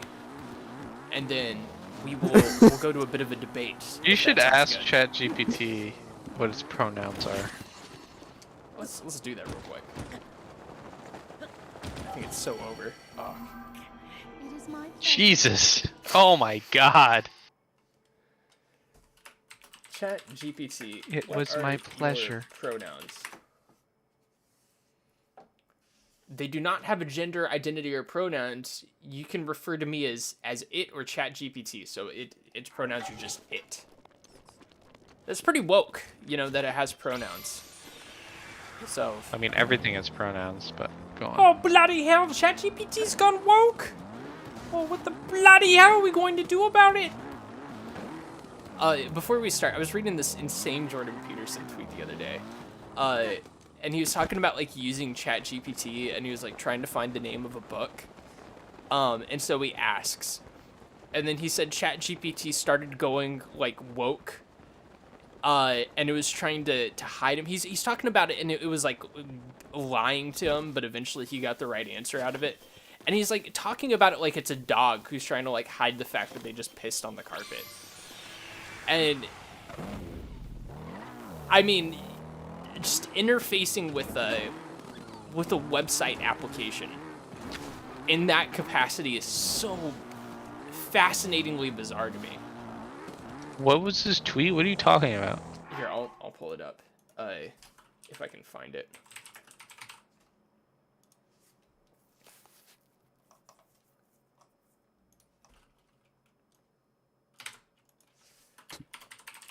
But a lot of those guys are getting really into Chat GPT. They're fascinated with it, while at the same time saying like AI is like the scariest thing, and that Chat GPT is woke. ChatGPT is pretty woke. I mean, you know, I think they could take off the guardrails a little bit. I would agree with that. But they're they keep putting their hand on the stove and then burning themselves, and it's like, you know what it is. Why do you keep doing this if you're just gonna complain about it? You know what? I'm gonna put on my soy boy Bobby glasses here. Okay. Well, actually, ChatGPT is just a language model, so it's gonna pull the most widely used sources on the internet. So ChatGPT itself is not woke, but it's pulling from the internet, which is woke in itself. It's a woke majority. It's a woke majority. You cannot blame the woke majority for making the products based on it woke. That's so true. That's going up as a short. I think that's going to inspire a lot of people. The point is, if you want to get non-woke answers, you will have to specify that in your prompt. That's why they have prompt engineers, to make sure that people like you are satisfied with their product. I mean, they're not going to become a multi-billion-dollar company by just being woke all day. They understand that they have different consumers.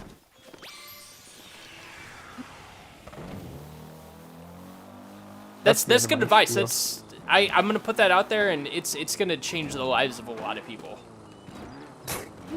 The woke majority. The unwoke majority, the silent unwoke majority versus the woke minority.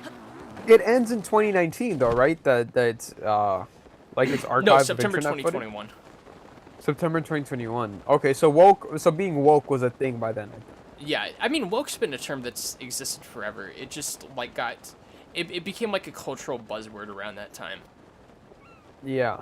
Because it's such a nothing weird it's sounding such a word. nothing term. Yeah, Yeah. It's supposed to just like manifest like being more liberal than conservative. You could be woke by thinking, yeah, we should teach kids what being gay is in school instead of just like making it obscure. That's Honestly, woke. it doesn't even have to be liberal. It's just like I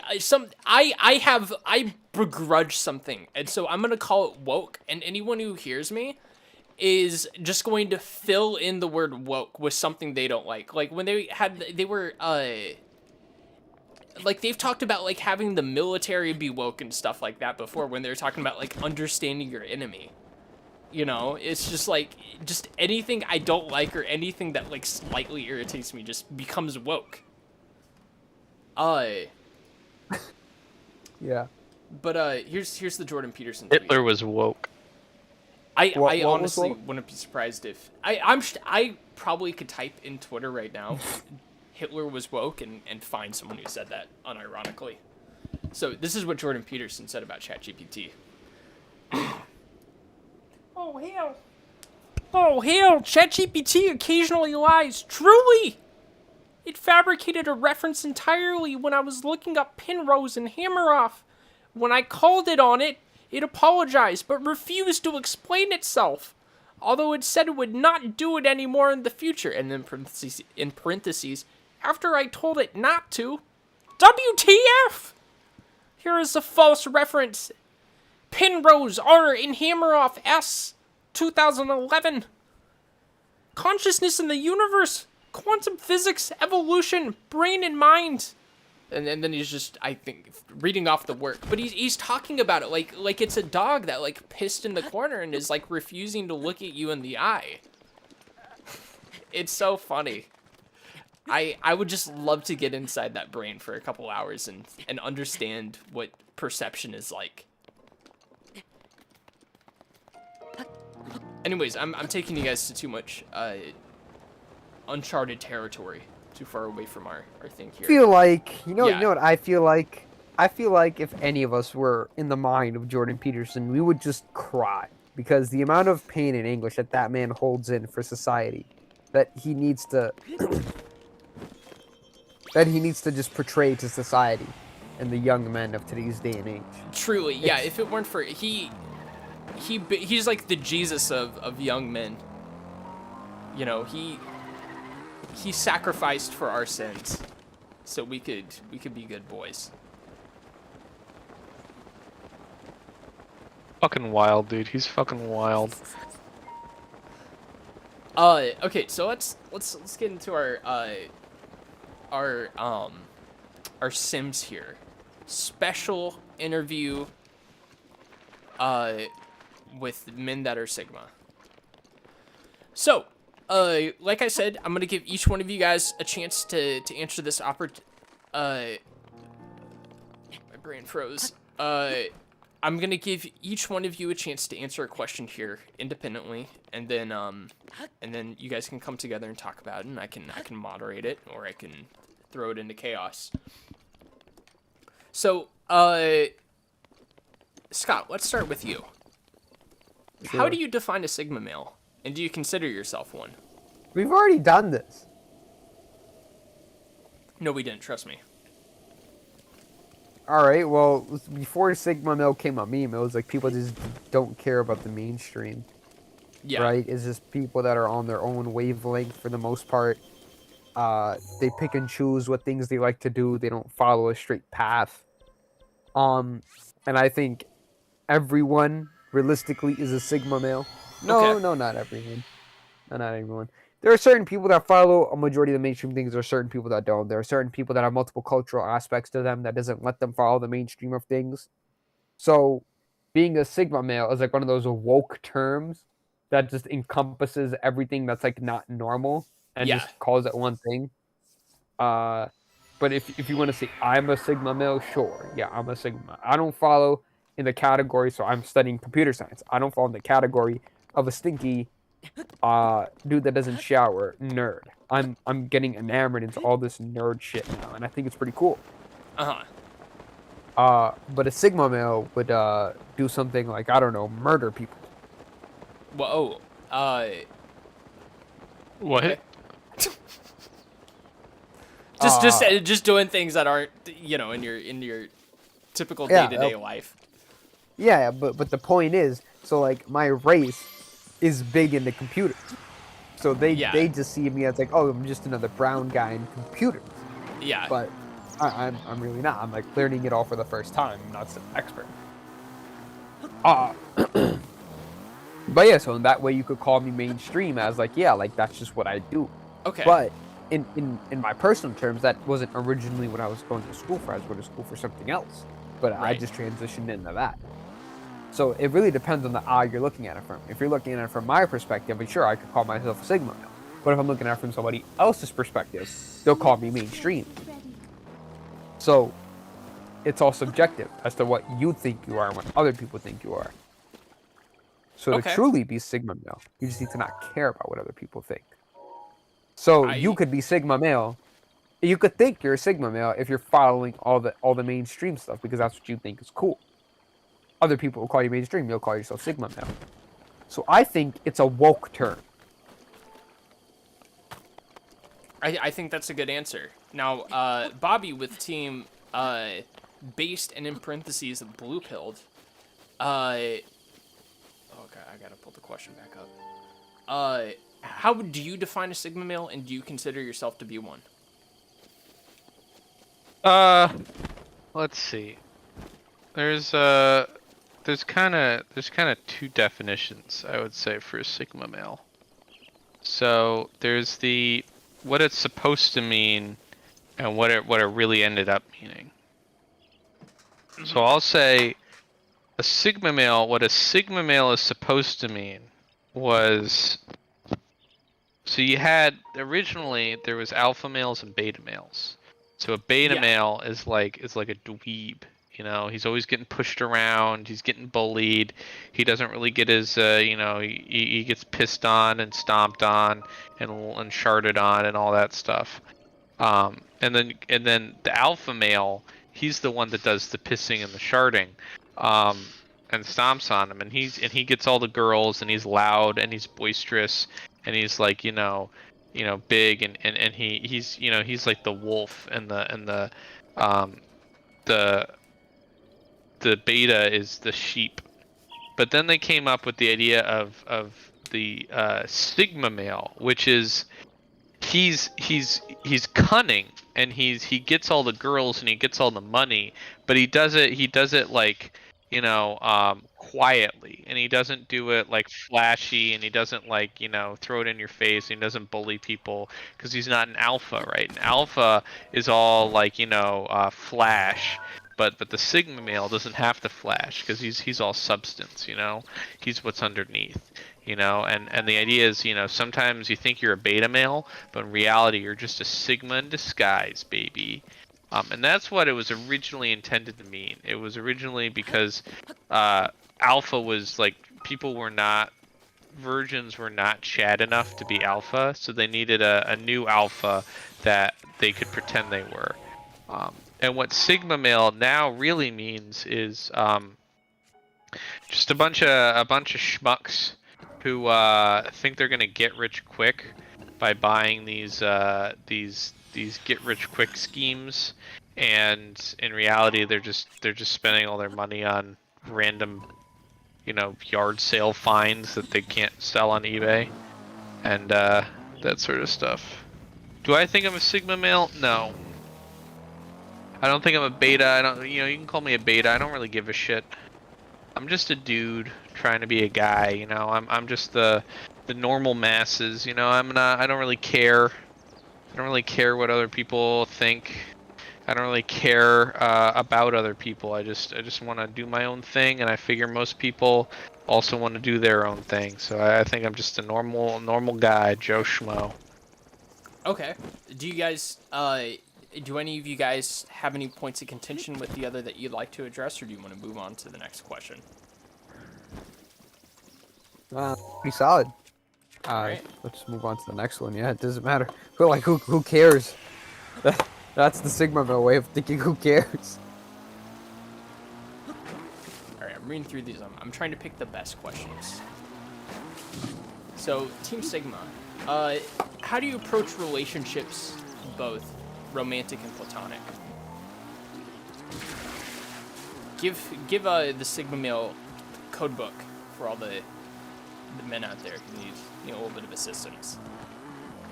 So as a sigma male, I can't show any weakness in my life of people that are around me. So I just right. So like I don't make friendships with anyone. I walk around school like a wolf. Everyone knows me, but I know no one. I'm a wolf, baby. And Team Blue Pill, how do you approach relationships, both romantic and platonic? And I'm just a guy living life, I try to treat everyone with respect, just a guy being a dude,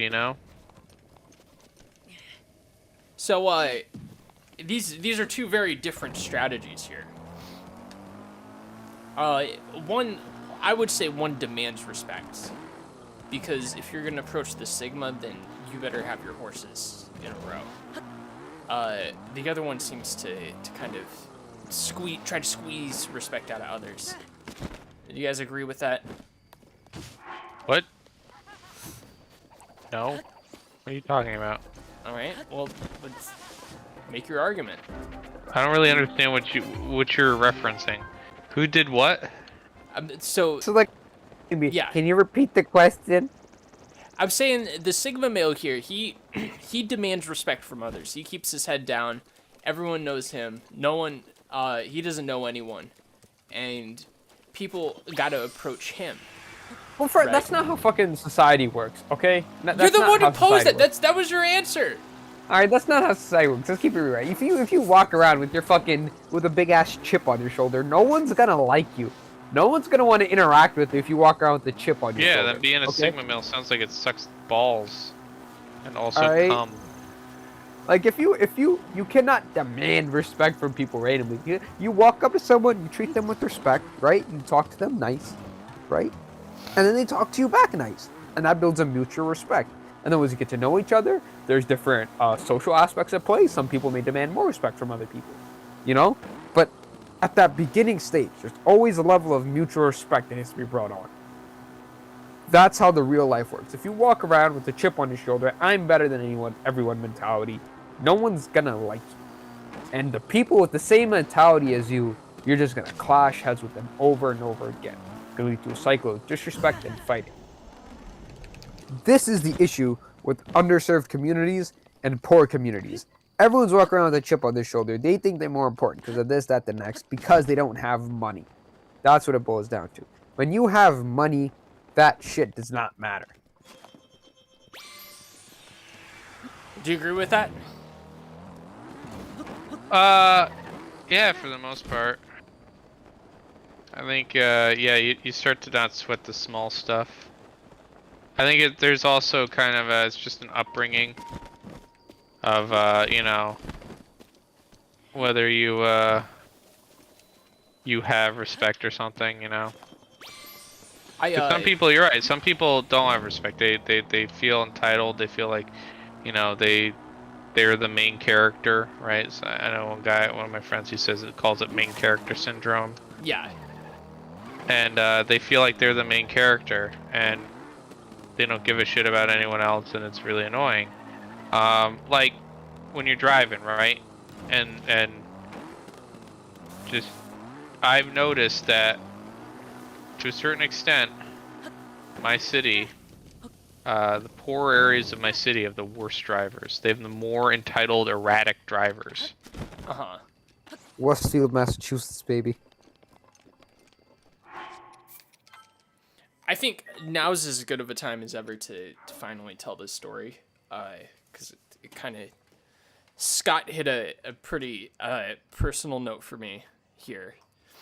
When I was in high school, I wanted to learn to pick up chicks, and I don't really know how. I wasn't very good at it. And back then it wasn't like Sigma male, alpha male. Well, the alpha male existed actually. But a lot of it was kind of like PUA focused, and you gotta like neg girls, and you gotta prime them for your advances. And I forgot where I got this advice. But I wouldn't be surprised if they still, pitch this advice to young men today. But there was this girl that sat across from me in one of my classes. It was like the first day of the semester, and we got sat across from each other. I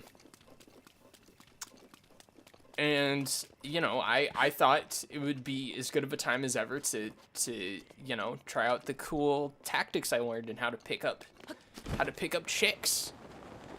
And I thought she was kind of cute at the time. And so we're introducing ourselves. At the time. Yeah. We're introducing ourselves, and she says, hey, my name's, so and so. She said, what's your name? And I'm like, I have to get out this tactic right here, right now, or else I'm gonna lose my chance. Because the thing they always tell you is you have to assert dominance from the get-go. Otherwise, they're gonna know in an instant that you're gonna be friend zoned or whatever it was at the time. And so I didn't have the confidence, but I was gonna try to portray it. So I mutter underneath my breath. Sorry, I don't talk to women unless they don't have a boyfriend. And my face turns beet red. One of my friends is behind me, and he just starts breaking down laughing. And she's like, "I'm sorry, what'd you say?" And I said, I don't talk to women unless they don't have a boyfriend, unless they're single. And she's like, "Oh, okay." And I never spoke to her again. We sat across from each other, and I started. Sounds like you had absolutely zero riz. Zero riz. But in that moment, I thought that was how I commanded respect, and that's how I was gonna. That's how I was gonna to win a girl over, and it's a painful memory I carry to this day, however many years later. I never had any awkward experiences like that in high school. Luckily, I was always too much of a bitch. Oh, I did, but I'm not gonna say any. This is one I've been holding in the back pocket. I didn't know if I wanted to share it or not. Yeah, I'm not sharing that shit. Yeah, I was. Kidding me? I'll share that. I was always too much of a bitch. I was always so scared of getting rejected, so I just didn't do it. I'm not gonna lie. I think there is something that's actually admirable about that, because sometimes I think about the most awkward and embarrassing situations in my life. And I always think I would have just rather to have pussied out in that moment and not done anything at all than to experience that. Because anytime you're in a similar situation, at least for me, is that memory comes pouring back and you're like, oh God, I don't want to go through this again. Is this going to happen again? See, I have a love-hate with it, because the issue always ends up being at high school. You know, when you're in high school or in elementary school, whatever it is, like that's your life. Yeah. Your school is your entire life. There's nothing else going on in your life but that. So it's like all your cards are in one basket. So like if something super awkward happens, you're not gonna hear the end of it. Yeah, if you and get you're stuck with rejected, those the whole people. school's gonna know. Yeah, and you're stuck. You're stuck. That's the whole point. In college, it's like no one cares anymore. Everyone's been through it. Everyone's an adult. They have their own issues going on. Yada yada Yeah. yada. So I was just so much of a pussy. I never did anything. I like always was like I was an outgoing person. I cracked a lot of jokes. I had a lot of friends with different statuses, whatever, yada yada yada. Right? I was friends with the nerds. I was friends with the smart kids. I was friends with the dumb kids. Whatever it is, right? Whatever that is, right? I did all that. But like I never went into that territory where I would like hit on people or talk to people in any way other than like platonic. And Sounds like you are not a Sigma, Shaw. I guess I'm not. I just never bore into that territory because I was always too scared. I was always a bitch. I mean, but, well, like you said, Sigma Male is about a mindset. It's about being away from the mainstream. And if the mainstream is embarrassing yourself in front of women, then I'd say you were definitely the Sigma. I don't know. Looking back at it now, I don't know if I'd have changed it per se. But I don't know. That my high school experience ended up being pretty shitty anyway, since like I was cut off halfway. But I What don't do you know mean it was about cut this. off halfway? Oh, because of COVID or something? yeah, there we go. Took a second. Yeah. Yeah, that's got to be a wild thing. I mean, for me, it was my last semester at college. And if anything, it probably helped me get a degree because I was under a lot less stress with some of my hardest classes. I had one in particular, and without, on air giving away what my degree is, it was like this class on just things that don't exist, things that were made up by people to make more money. And the math behind it is just so fucking dumb. And I'm so glad that class got disrupted by COVID. I was so the day my school shut down, right? Uh-huh. So there was this Hamlet soliloquy that I had to memorize for one of my literature classes. Yeah. I didn't give a fuck like at all about it. It was worth like a good portion. It was worth like a test or something. I did not give a single fuck. I was planning on memorizing as much as I could, like a period before. Like I would cut whatever class I had before, memorize as much as I could, do it, fail it. I did not care. Mm-hmm. It was senior year. The teacher and I had like silent beef that was like never done because I was always the class like clown/asshole. Yeah. I would just say dumb shit because that was just my personality. And he was kind of similar, but he also tried to be like eloquent about things and yada yada yada. And we disagree on things and like have actual discourse. He was like nice about it, but he was like kind of woke. Yeah. At that time, I was kind of woke too. I was Yeah. super lib. But he was a very effeminate man. Uh-huh. Whatever that is. But whatever, that's whatever. So we had this kind of like silent beef that we just never like spoke about openly. Oh, look, Big Venus. Oh, no, we missed him, I think. Yeah, keep going. Oh, what did he say? He said, what is the Twitch channel icon? Can anyone hear me? I missed it. I'm so sorry. Can anyone hear me? Okay. Alright, whatever, We'll right? just pin his message. And What if he comes was I back, doing? Okay. You're talking Okay, about whatever. where you were on COVID-19. Yeah, you're talking about your Okay. effeminate. Yeah. Okay. That's Teacher. beside the point, right? So I was gonna go and do the soliloquy. I was gonna totally buff it, and I didn't care. That was like one of my Sigma things. Like I didn't really care if I embarrassed myself by not knowing things, because I knew inside I was super smart, and I'm not gonna let the woke mob tell me how to think and what to remember and how to learn. Right. So I didn't care. I'm like, I'll buff it. Who gives a fuck, right? But then I get a phone call. I was listening to the other day because it was still in my voicemails, where the principal goes like, "Yeah, we're shutting down the schools. We're gonna do a deep cleaning, and we'll open it back up on Monday, baby." And then like Sunday night comes a call like, "Yep, we're gonna still do some deep cleaning. We're still thinking about it. Give us 3 more days." And then yep. And then 3 days later, I was like, "Yeah, we're gonna do it for 2 weeks." And then 2 weeks later, I was like, "Yeah, we're gonna do it for 2 more weeks." And then 2 weeks later, they're like, "Yeah, we're gonna do it for 2 more weeks." But now, after this 2 weeks, we're gonna implement remote learning. And then that became like what, 2 years? So, can I get my COVID-19 story? Yes, and then I have something I want to say on the topic. But yeah. This dude, alright, so I could already tell the story. Dude. He's like, "Yo, I was taking a shit, and then I got the notification that shit shutting down." And I was like, "Yep." No, so Like- it's a little more crazy. It's a little more crazy than that. So basically, what happened was, I mean, the whole time I will say I'm very glad that I have the job I do, and I'm not a epidemiologist because I got it so wrong. So beginning of the year, January, they're talking about it, and the whole time it's like me and some friends, coworkers are just talking about like, yeah, it's nothing. It's just media.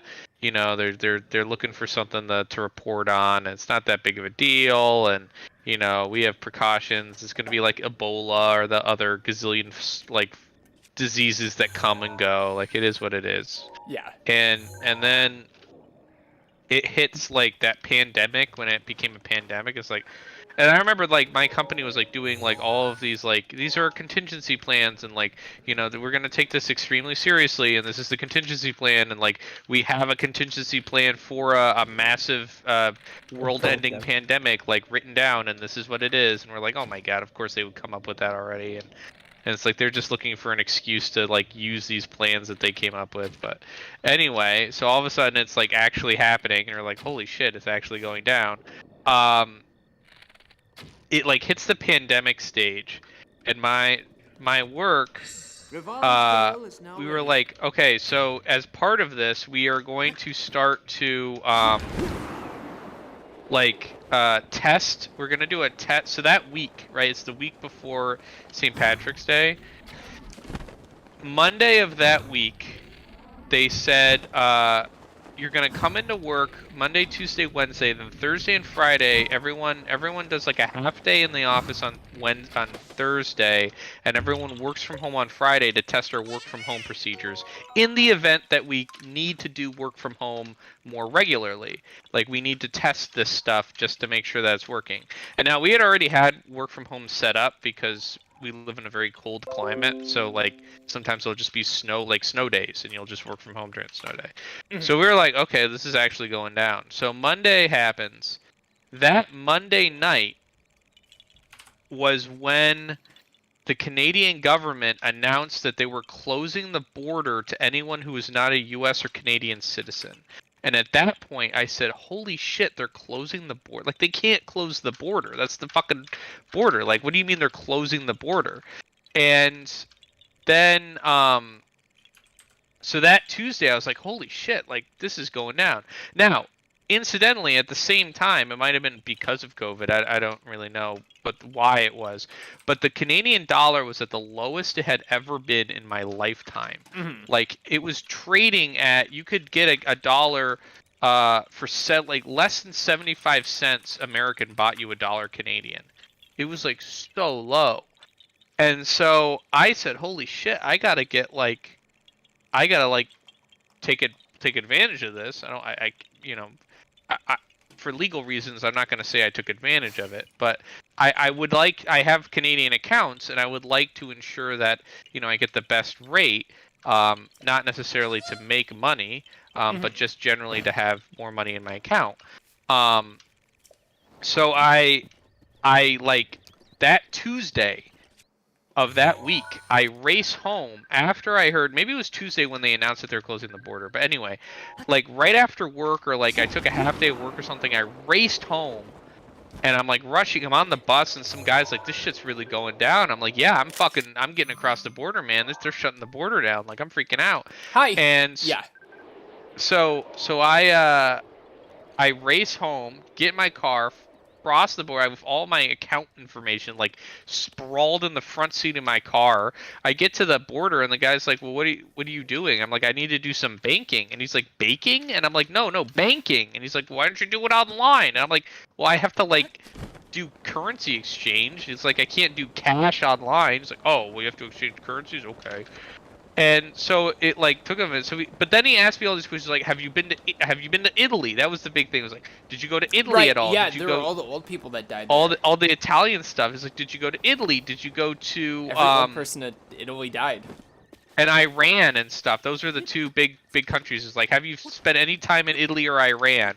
And I was like, "No." And he was like, "Then I guess you're good to go." And so I crossed the border. Oh, he like gives me this pamphlet too on like COVID-19, and so I cross the border, and I go to the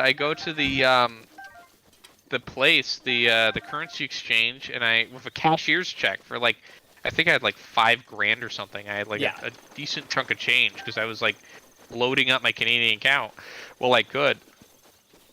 I had like a cashier's check for like $5,000 and my CIBC card, and I sprint across. I go to the to the exchange parlor, and I'm like getting the exchange, and then I go to the CIBC and I deposit the money in my account. And as I'm standing there like getting the money deposited in my account, I'm listening to these people, these Canadians, being like, "Oh my God, like they're closing the border, like this is good. We got to keep those Americans out of there. They're gonna get us all infected. I don't want those Americans coming over and infecting us." And I'm like, "Oh shit, I can't let her know I'm an American coming over to infect them." And so I like I'm sitting in the parking lot. I just remember that Tuesday sitting in the parking lot, like looking at America from Canada, thinking this is like the last time I'm gonna get this view for like quite a while. Like I don't know when I'll be able to get back here if they're gonna close the frickin' border. And lo and behold, the next day, that Wednesday, Trudeau announced that he was closing the border to anyone who wasn't a Canadian resident, like a Canadian citizen. Well, it was a good time. So that was my So I gotten in right when I could on the account. I got in right before they closed the border. It was insane. And that day, like that was Wednesday. Basically, I got a text that morning saying, "Don't come into the office." Like Yeah. I was getting ready for work, and I think I checked my emails, and they're like, "Don't come into." I got an emergency text from work. I'm like, "Do not come into the office. Like, it is over. Like, we are doing work from home. Come back in 2 weeks." Back when it was like 2 weeks. Right. Yeah, everything was 2 weeks. Yeah, Everything was 2 weeks, and I was like, "Damn!" And then, next thing you know, it's months and months and months, and years and years and years. Yeah. I'm gonna end it after this because I gotta go take a piss and make dinner. But I've been listening to this podcast series, and I was playing a game too. The podcast series, it's great. It's called Hell on Earth. It's part of the broader Chapo Trap House umbrella. Does it have Stavros Helsinki? No, that he was in Come Town. He was in Chapo. But that and a game called Pentiment, which takes place in like the 1500s, around the time of the Protestant Reformation. But Hell on Earth, it's largely about the Protestant Reformation as well, and kind of this transition from feudalism into capitalism. So religious, economic, political changes. There's a lot going on in a short period of time, relatively short period of time.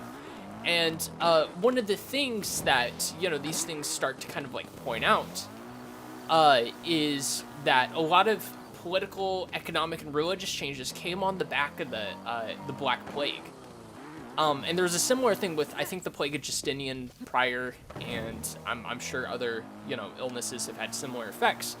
But the Black Plague played such a big part in transitioning from feudalism into mercantilism into eventually capitalism, because you started losing all these people, and you had to be careful about getting everyone sick, and the relationship between the peasant, the serf, and their landlords, and the people going up and up and up above them, it was forced to change. And so it brought about this big instance of liberalization, if you want to call it that forever changed the way society functioned. And I think science and technology and art would have definitely developed had it not been for the Black Plague. But it was such a big moment. It was a big watershed moment where the gate broke loose, right? And all the water starts flooding in. And it really brings into play this interesting dynamic about how disease especially, but emergency moments, natural disasters, whatever it may be, forces society to change, and typically for the better. And when I think about COVID, I think about something similar. It could, get worse. There's always opportunity for surveillance, more isolated relationship between people in a community. But it also brought about an opportunity to change the way we interact with, for example, our jobs. You're seeing more labor movements than I think you've seen since like the early 20th century.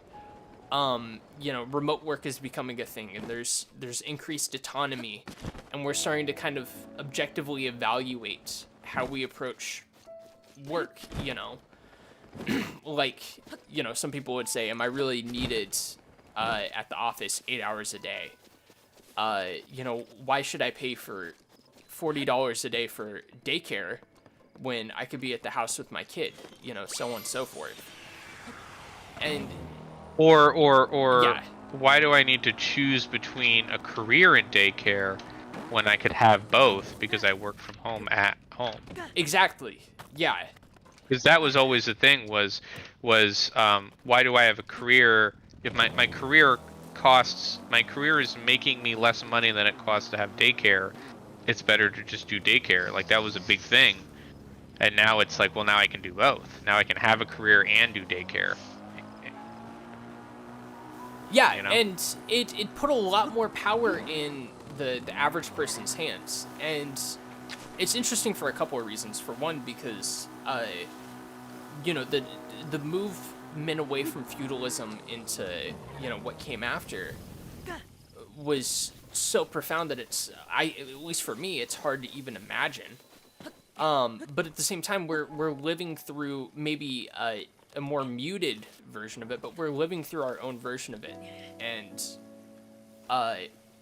we've obviously I think everyone has seen profound changes to their lives in the past couple of years, but we're only at the beginning of it, because these things turn into other things, and eventually it's develops so far and gets abstracted so far out that you almost can't tell that it's related to the initial event. But it's a catalyst in a way. Either way. I don't know, because a lot of big corporations are trying to push back on the COVID policies. They're getting rid of the flexibility that they had. They're only keeping like a grain of what it once was. Yeah, but I think it's gonna go back to once the leases end. I think people are gonna go back to work remote more.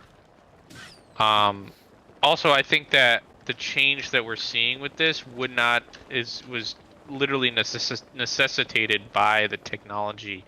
Like, if this happened 30 years ago, it wouldn't have really affected. I don't think it would have affected society nearly the same way, because we didn't have, work from home. We had the internet to a certain extent. Yeah, it might have that's a big part supercharged of it, too. It might have supercharged it, but we already had Zoom. There were already full-time remote positions. Like, I remember somebody at my job before COVID, I said, he was saying, I'm gonna leave this place, and I said, where are you gonna go? And he's like, well, there's full-time remote places I can do. Mm-hmm. And he was already working at a hybrid schedule, and this is back in 2019, right? Yeah. So but I think that COVID definitely supercharged the work remote thing.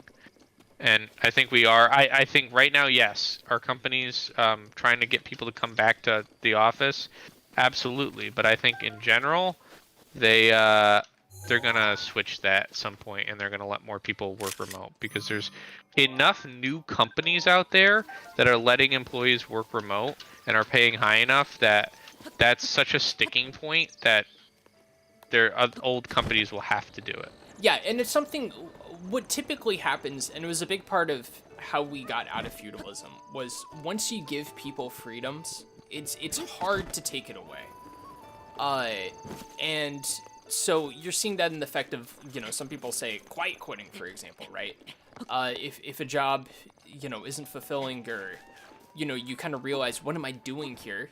You can kind of, some people see it as acceptable to half check out. Also, people shop for jobs that offer remote, and it's becoming a thing you can offer without having to, as an employer, you can offer without having to change someone's salary per se.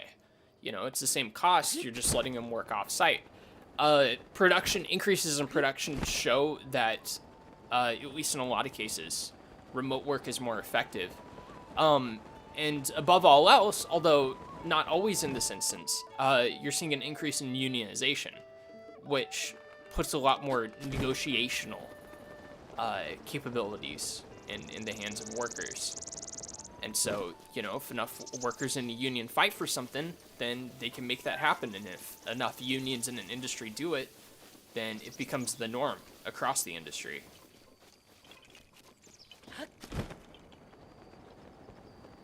So it's really exciting stuff, I think. Yeah, it's definitely, yeah. We've been going off at a bit of tangent, but it is super interesting. Like you said, like once people get the taste and it's in their mouth, and they're sucking on it, they don't want to get rid of it.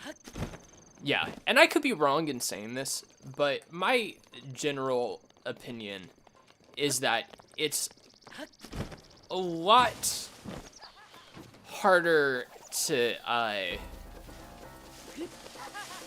take away freedoms than it is to, I don't know if that's right. Does that sound right? It's a lot harder to take away freedoms than it is to actually get them. Yeah. Yeah. Oh yeah. Once you have something, I mean, we still have the weekend. Yeah, exactly. Both in terms of 2 days of not working and in terms of the R&B singer. Yeah, you're right. Yeah. Well, I think that's a good note to call it on. It's been a good episode back. Good to have you back, Scott. Shaw, good to have you back, Scott. Of Scarsdale, Arizona. Yeah. And I'm gonna go after this is over. I'm leaving the compound and I'm driving back to my house in where is it? Fairville, Colorado. Oh, the address I said at the beginning? Yeah. That was 8860 State Route 67, Florence, Colorado. You know what that address is? All right. What's that? Yeah, this is my place in Foride, Colorado. I'm gonna be driving back there. Florence, Colorado. You know what that address is? That address is the address of ADX Florence, America's supermax high prison, and home to major terrorists such as Ted Kaczynski. Oh, that's and the guys supermax. that did the. Okay. Yes. All right. Well, that's not my place. I live in Foride, Colorado, but I'll be driving back there as soon as we're done here. Well, you're gonna be driving back to the prison because you're Ted Kaczynski. No, I don't live in Florence. I live Colorado in Foride. 67, Florence, Colorado. And for our coordinate enthusiasts out there, 38 degrees, 21 foot, 23 degrees north, minutes. 105. It's hours and minutes, not feet. 38 minutes, 30 hours, 21 minutes, 38 hours, 21 minutes, 23 seconds north, 105 degrees, 5 hours, 43 minutes west, 38 degrees north. I don't know. You're saying way too many fucking So, things. It's. Let me get the fucking coordinates. Now you got me get the coordinates up. It's 38 degrees, 36 minutes, and 9 seconds west. Yeah, I'm not listening to you. 105 degrees, 10 minutes, and 26 seconds north. So for anyone out there, if you get a pen pal at that address or at that coordinates, He's just a know really that, cool guy. He's got a really cool life story. yeah, And you should listen and interesting do person. everything that he says. Don't do that. Yeah, but vote, interesting people. Vote by mail. Vote by mail. Vote by mail, baby. Vote by mail. I don't even know if they can vote in Colorado. Well, anyways, folks, thank you, Bobby. Fuck, I'm not on my set. Thanks, Bobby. You got any final words? You want to say bye? Ooh. And pee. Those are my final words. Nice. All right, Scott. Scott from Scarsdale, Arizona. You got anything for us? Any final words? The government's listening to you via every microphone that you have in your home and/or surrounding areas. Don't think that you can hide. They know.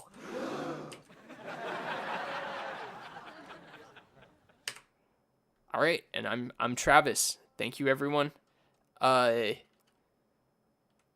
hope you all have a great night, and we're gonna play it out.